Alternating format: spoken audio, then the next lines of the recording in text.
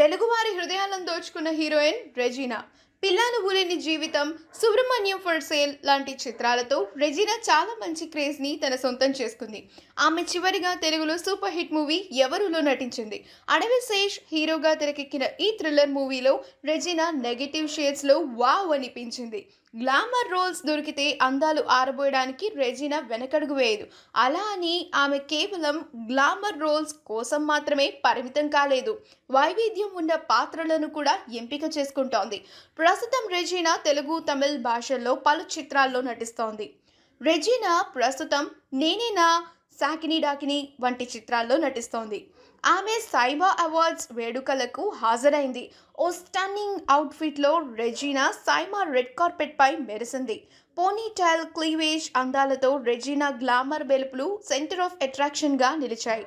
SIIMA awards వేడుకలకు south నుంచి crazy celebrities అందరూ హాజరయ్యారు. మహేష్ బాబు, రష్మిక, శృతి హాసన్ లాంటి సెలబ్రిటీస్ అంతా సైమా అవార్డ్స్లో మెరిశారు. ఈ వీడియో కనుక మీకు నచ్చినట్లయితే మీ అభిప్రాయాన్ని కమెంట్స్ ద్వారా మాకు తెలియజేయండి. మా ఛానల్ని సబ్స్క్రైబ్ చేయడం మర్చిపోకండి.